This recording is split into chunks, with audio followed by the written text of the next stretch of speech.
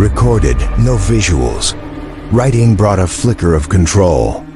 But the fear had spread, like cracks in Blackwood Creek's stone walls. He thought of Eleanor Vance, the name vaguely surfacing from local rumors, but pushed it aside. Not ready to face it, the clock read 2 a.m. 4 hours until dawn, but Frank knew tonight was just the start of something deeper. The whisper didn't stop, it repeated. Persistent, like a voice from the past, and Frank sat huddled in the dark, feeling the building whisper to him, pulling him into its dark secret. On the night of October 15th, 2025, Frank Harlan sat in the security station of Blackwood Creek Psychiatric Hospital. The dim yellow ceiling light highlighting the deep lines and dark circles under his sleepless eyes. The ancient Gothic building seemed to tighten its grip more than ever. Its cold gray stone walls and endless dark corridors outside the door like gaping mouths waiting to devour. The temperature remained unnaturally low, despite his efforts to seal every gap against the chilly autumn wind, and his breath formed thin wisps in the stifling air. Heavy with mold and the faint metallic blood scent from the vent, the cold thermos of coffee sat untouched, and his open notebook bore the shaky scrawl from the previous night, evidence of the fear eroding his sanity bit by bit. The Glock at his waist no longer offered comfort. It was useless against the persistent whisper invading his mind like an unshakable curse. Driven by a dangerous mix of fear and curiosity, a lesson from his military days when every secret could be a key to survival, Frank decided to investigate himself. He couldn't sit waiting for the whisper to return. He needed evidence, an explanation to regain control. He recalled the hospital's archive room in the basement. Mentioned briefly by Bob on his first day, "It's dusty down there." "Don't go unless you have to," Frank stood, gripping the military flashlight, its powerful white beam, his only trusted weapon, and the heavy key ring. The cold metal brushing his skin and sending a shiver through him. He checked the Glock, ensuring the magazine was full, though he knew bullets were likely useless against whatever haunted this place. "Just looking," he muttered, his raspy voice a weak attempt at self-assurance in the dark. The staircase to the basement was at the end of the main corridor, a pitch-black path he hadn't explored. Frank turned on the flashlight, its beam sweeping across filthy, peeling white walls, revealing cracks like dried veins, and abandoned patient rooms with rusted, twisted metal beds. The smell of old disinfectant was heavier here, mixed with damp earth and rat droppings, forcing him to breathe through his mouth to avoid vomiting. The old wooden stairs creaked under his weight, each step like a groan from the past, and Frank felt the hairs on his neck stand up, as if someone watched from the shadows behind. He paused midway, turning to sweep the flashlight. Nothing. Just right in darkness under the trembling beam. And a faint whisper from the distant speaker, a reminder that he wasn't alone. The basement opened like a dark cavern, the air stifling. Thick dust making Frank cough repeatedly, swirling in clouds under the flashlight like a small sandstorm. The archive room was at the end of the basement corridor, its rusted iron door ajar, and when he pushed it open, the hinges screeched eerily, echoing in the cramped space. Inside was a maze of towering metal shelves, coated in dust and cobwebs, holding thousands of decaying patient files, yellowed paper, some scattered on the floor like dried corpses. The flashlight swept across, illuminating faded labels. Patients 1950 to 1960. Wing C isolation, and Frank felt a chill run down his spine as he saw open files. Handwritten notes fading like whispers from the past. The smell of old paper and rat droppings was overpowering, mixed with the moldy scent of damp pages. Forcing him to cover his nose with his sleeve, Frank began searching, his trembling hands flipping through files. Dust swirling and making him choke, rats skittered across the floor, their tiny feet echoing like the bare footsteps from Wing C. And he paused several times, sweeping the flashlight to ensure no one else was there. The sense of being watched from the gaps between shelves grew stronger, as if the spirits from the files observed him. And the rustling of paper, perhaps from a draft, felt unnatural. After hours, time in the basement seemed to stretch endlessly. He found files related to Wing C, but they were decayed, missing pages. As if someone had deliberately erased the past, Frank sat on the dusty floor, flashlight beside him, and flipped through, his heart pounding as he read faded notes about experimental therapies and isolated patients.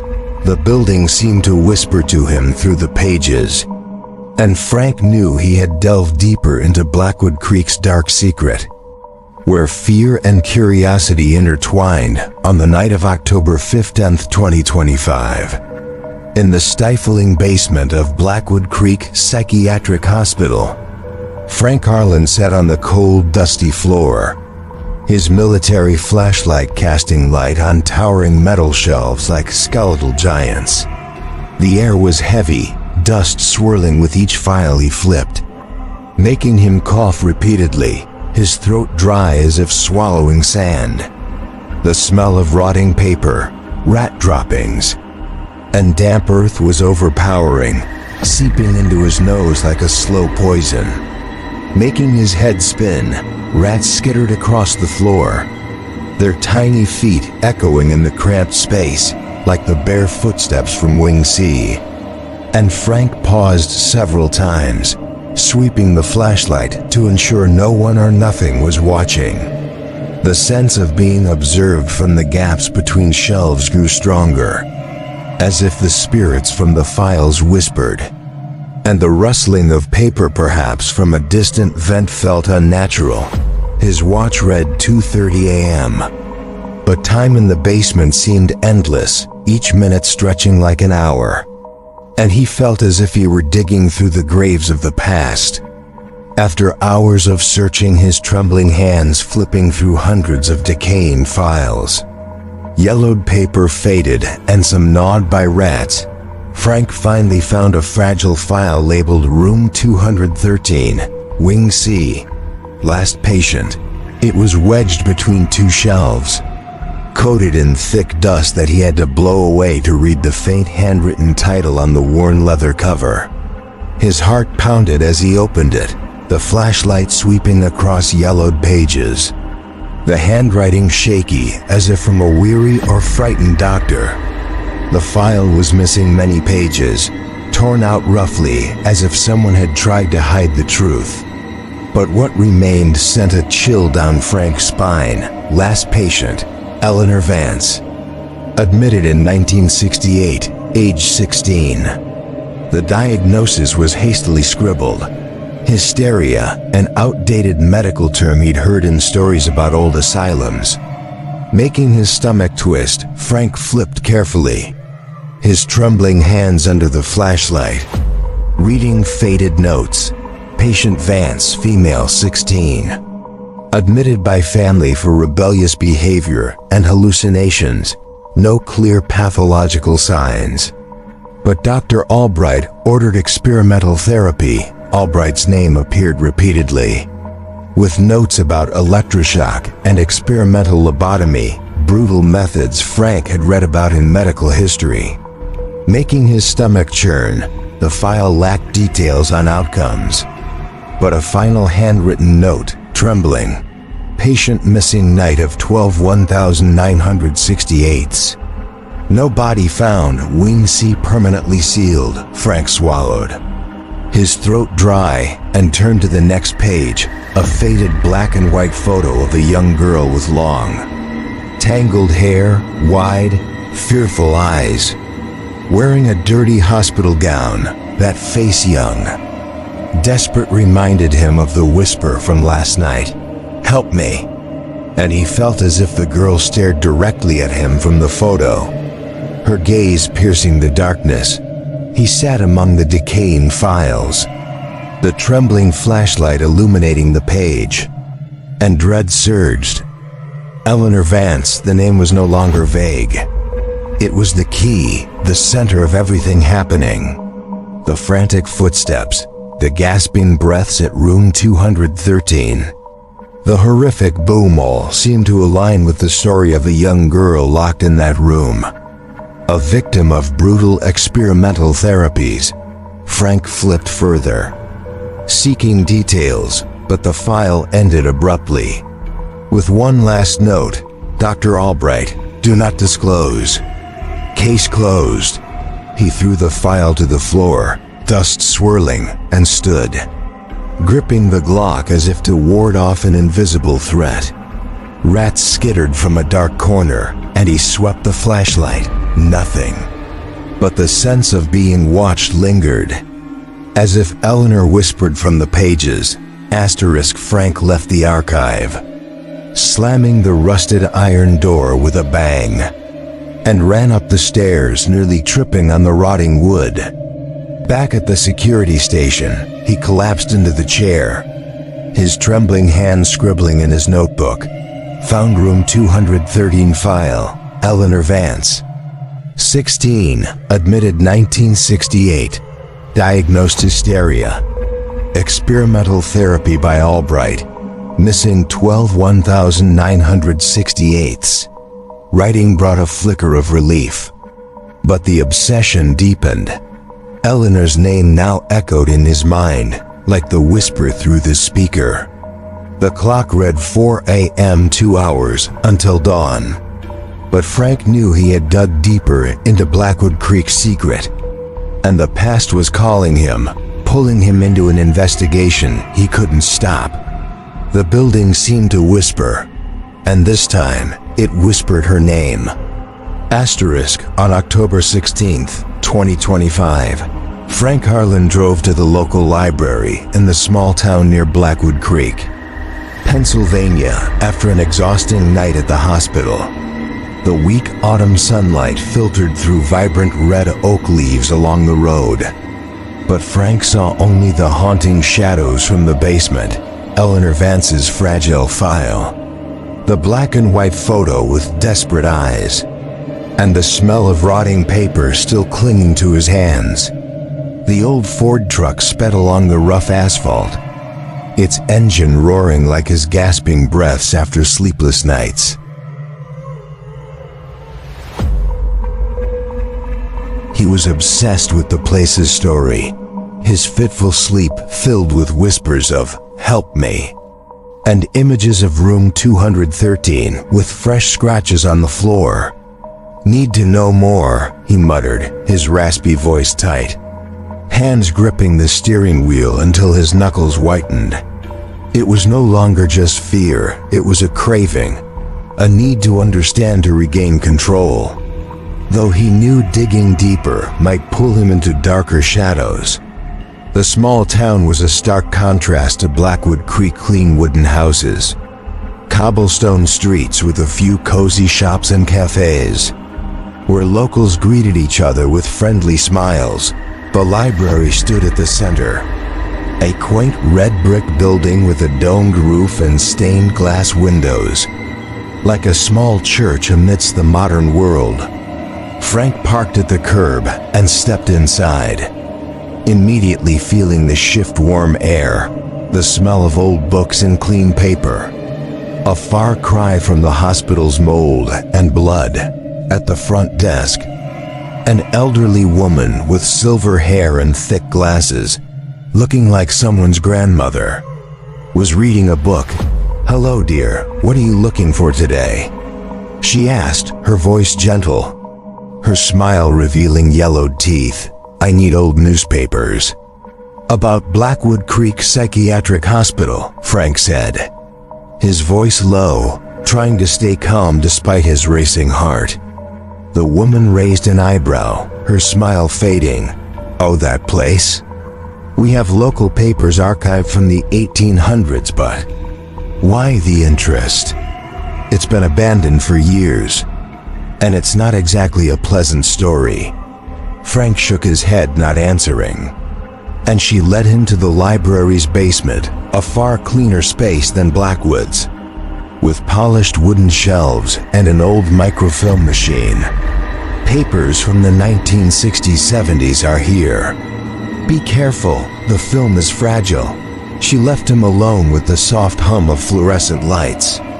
Frank sat at the microfilm machine, his trembling hands scrolling through reels, black and white images flickering on the screen.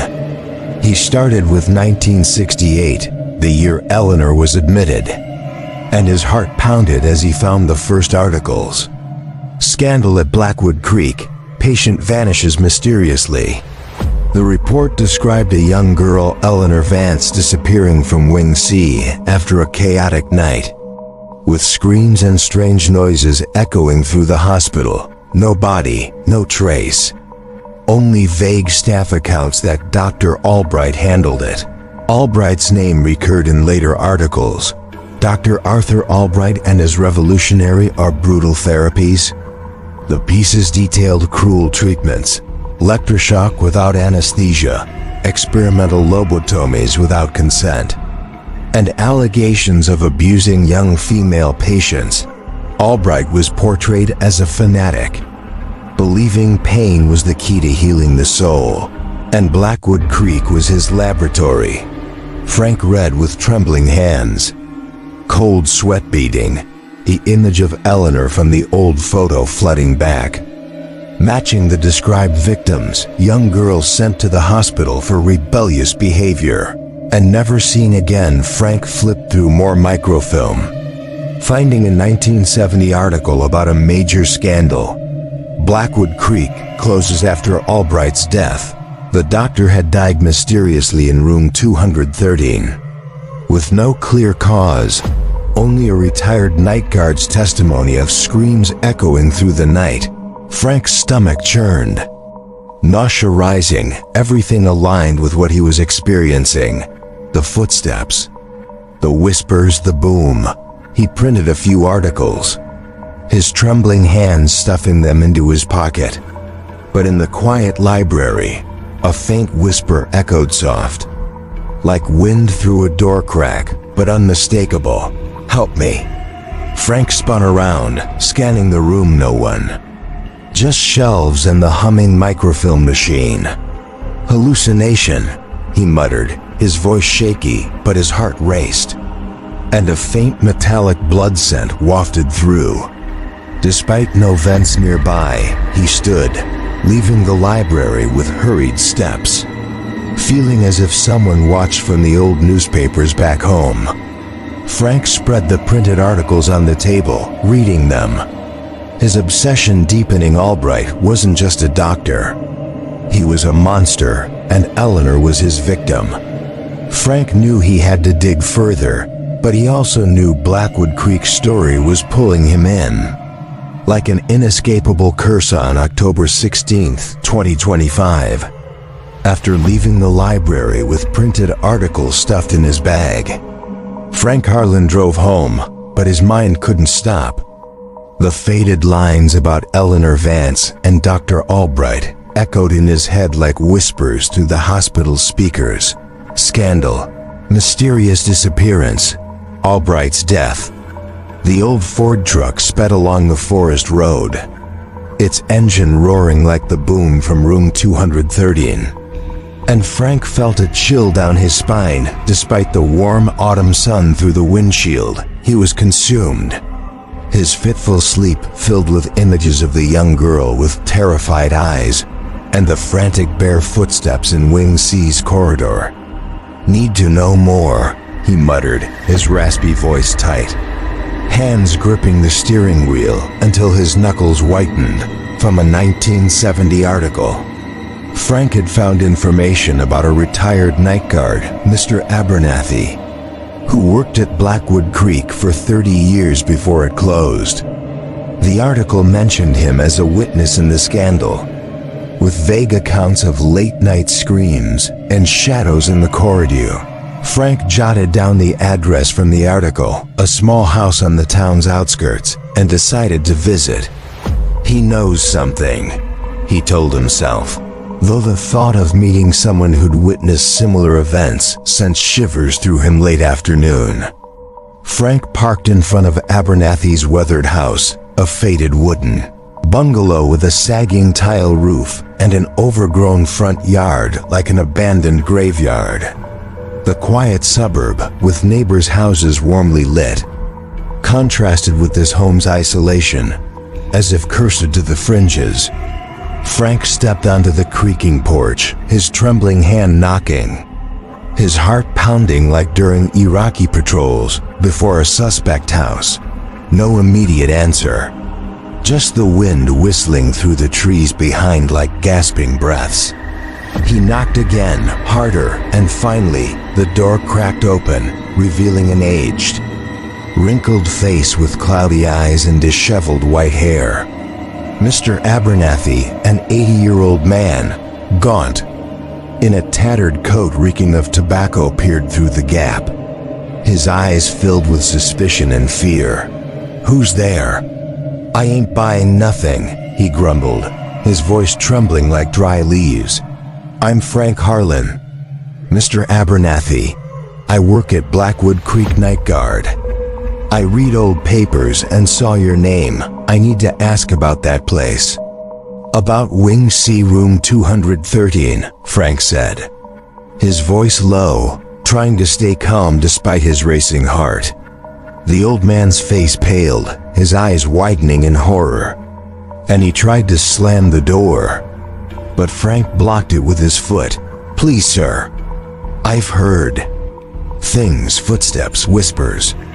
I need to know." Abernathy stood silent for a long moment, his eyes darting as if fearing eavesdroppers, then reluctantly opened the door wider. "Come in, but quick. Don't let them hear." Frank stepped inside, the air stifling, reeking of old tobacco and mold from the worn carpet.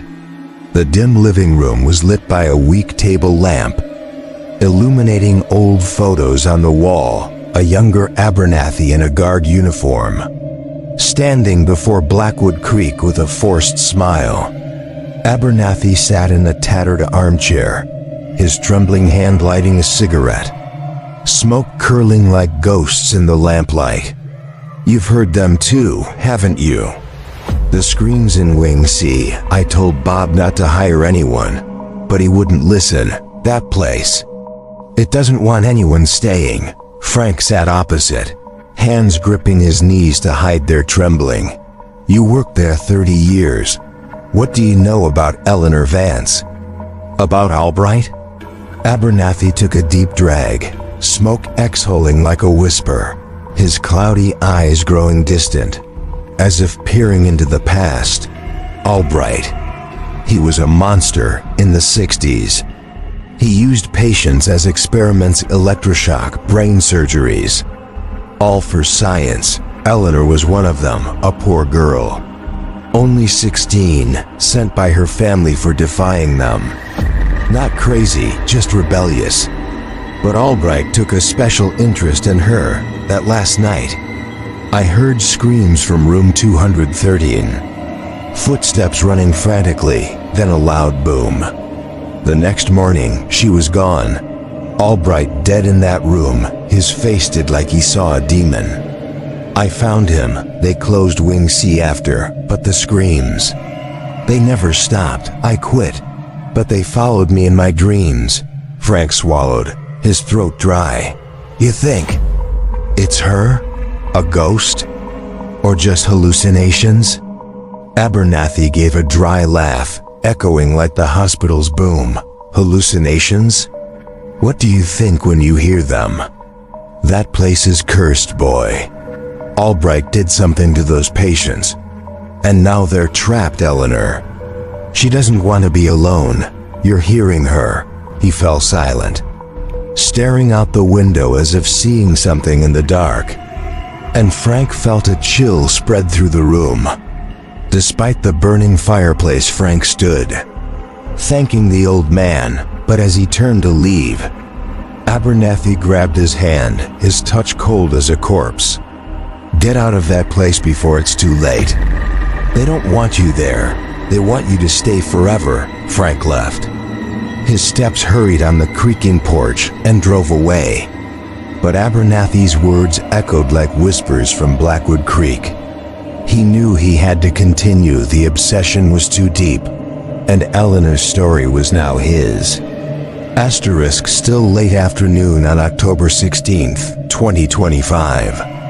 In the dim living room of Abernathy's house, Frank Harlan sat across from the old man in a tattered armchair, cigarette smoke curling like ghostly shapes under the weak lamplight. The air was stifling, heavy with old tobacco and mold from the worn carpet and yellowed wallpaper, making Frank feel like he was sitting in a living tomb. Abernathy took a deep drag, his cloudy eyes darting, and suddenly fell silent, as if his words about Albright's mysterious death had awakened a deep fear.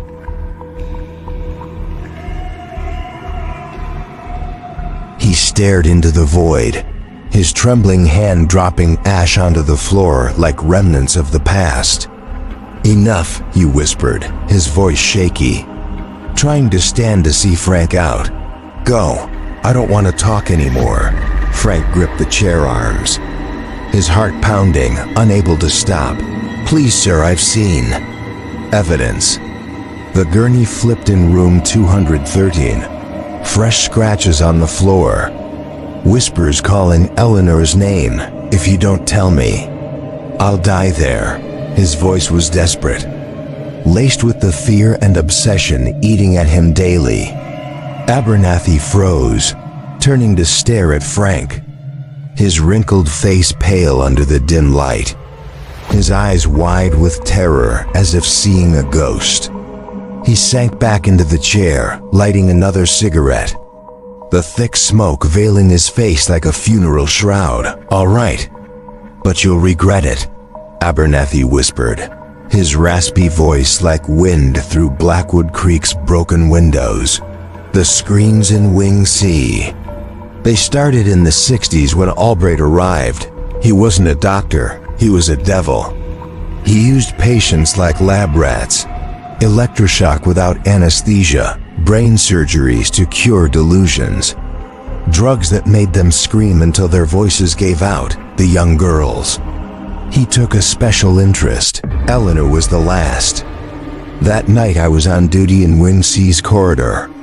Frantic barefoot steps, panicked, then a scream that tore through the air like a knife through flesh. Albright's hoarse laugh. "You'll stay with me forever." The next morning, the room was empty. Albright dead, his face twisted, eyes bulging like he saw hell. But the screams, they never stopped. Every night. From Wing C, screams, running footsteps, whispers begging for help. I heard them for 30 years. They're not ghosts, they're pain-trapped, caged by Albright. Frank swallowed, his throat dry, cold sweat trickling down his back despite the warm room. The smoke now carried a faint metallic blood scent. Hallucination or real? "You think Eleanor is still there?" Abernathy nodded, his cloudy eyes glistening with tears. "She never left. Albright did something, a ritual, a curse that bound their souls to the trees. Number, to Blackwood stone walls. They want revenge, but she just wants freedom. You're hearing her. It's an invitation. Stay, and you'll take Albright's place." He gripped Frank's hand, his touch icy, dirty nails digging into his skin. "Get out of there, Harlan, before it's too late. It doesn't want you there. It wants you as its eternal guard. Don't let them whisper your name forever." Frank tried to pull away, but Abernathy held tighter, his eyes frantic. Then, abruptly, he fell silent, releasing Frank's hand and turning to the dark window. The twilight had faded, darkness enveloping the yard. And he whispered, "They're here." Frank followed his gaze, his heart racing outside. Fog rolled in from the forest, writhing like reaching hands, and a faint whisper carried on the wind. "Help me." Frank stood, rushing to the door, a deathly chill spreading through the room like wings seized cold. Abernathy sat huddled, muttering, "Too late. Too late." Frank bolted to his truck, driving off into the dark. The old man's warning echoing like the hospital's boom. He knew he had to return that for money, but because Eleanor was calling, but now. He feared the curse had followed him on the night of October 16th, 2025. After leaving Abernathy's house with his warning ringing in his ears like Blackwood Creek's whispers, Frank Harlan drove straight to the hospital instead of home. Darkness had enveloped the forest, thick fog rolling in from the ancient oaks like a veil hiding secrets. And his truck's headlights swept the winding road, illuminating twisted shapes like wandering spirits. His heart pounded, cold sweat beating despite the 6 degrees Celsius chill. And Abernathy's words, "It doesn't want you there. It wants you as its eternal guard," looped in his mind like a curse. He was drawn deeper into Eleanor Vance and Albright's secret. His obsession no longer passive fear, but a burning need to know. To uncover answers. "Just check the files again," he muttered, his raspy voice tight, hands gripping the steering wheel until his knuckles whitened. But he knew returning to the basement archive at midnight was madness. Like stepping barefoot into hell's mouth. Frank parked in front of the ancient Gothic building, now looming like a monstrous silhouette under the faint moonlight, its towering spire piercing the sky like an accusing finger. He stepped through the main entrance, his military boots thudding on the peeling tile floor. Each step a challenge to the building's oppressive silence. The security station was pitch black, but he didn't turn on the light. The military flashlight was enough, its powerful white beam sweeping the corridor like the only weapon he trusted. The smell of old disinfectant mixed with a faint metallic blood scent wafted from the vent, and Frank's hair stood on end, as if the building were breathing, watching him from its cold gray stone walls. He headed straight for the basement staircase, the creaking wood echoing like groans from the past, the air growing stifling, thick dust making him cough, his throat dry as if swallowing ash. The archive room opened like a dark cavern, the flashlight sweeping across towering metal shelves coated in dust and cobwebs, thousands of decaying files lying still like dried corpses. Frank found Eleanor Vance's fragile file, wedged between 2 shelves where he'd left it, the worn leather cover now looking like withered skin under the trembling beam. He sat on the cold, dusty floor, flipping carefully, his trembling hands under the white light, rereading the faded notes about experimental therapies and mysterious disappearance. But this time, at the final page, he found something tucked between the papers he'd missed before. A child's drawing in pencil, yellowed and smudged, as if drawn by a trembling hand. The drawing was simple but chilling. A small girl crying, her round face with oversized teardrops scrawled clumsily, her mouth open in a silent scream. And beside her, a tall man, his face shadowed with black, hollow eyes like bottomless pits, holding something like a long, gleaming syringe under crude strokes. The background was chaotic hospital room walls with dangling chains. And in the bottom right corner, childish handwriting, "He's coming. Help me." Frank's heart skipped a beat, cold sweat trickling down his spine, and he held the drawing, his hands shaking so much the paper rustled. The horror became tangible, no longer vague sounds or scratches, but a direct testament from Eleanor. A child tortured, drawing her fear before vanishing. The drawing seemed alive under the flashlight, the girl's eyes almost blinking, and Frank felt nausea rise. His stomach twisting as if pricked by a needle, he sat among the decaying files, the trembling flashlight illuminating the drawing, feeling as if Eleanor were beside him.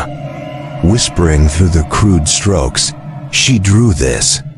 "Before she disappeared," he whispered, his voice breaking in the dark, the tall man Shirley Albright, with the syringe symbolizing his brutal therapies. Frank tucked the drawing into his jacket pocket, his hands shaking, and stood, sweeping the flashlight around the rats skittered in the dark corner. And he felt someone watching from the shelf gaps.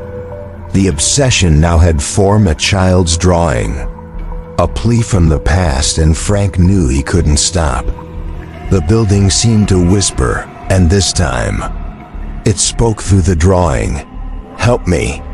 He left the archive, slamming the rusted iron door with a bang, and ran up the stairs, but the drawing in his pocket weighed like a curse, pulling him deeper into Blackwood Creek's dark secret on the night of October 16th, 2025.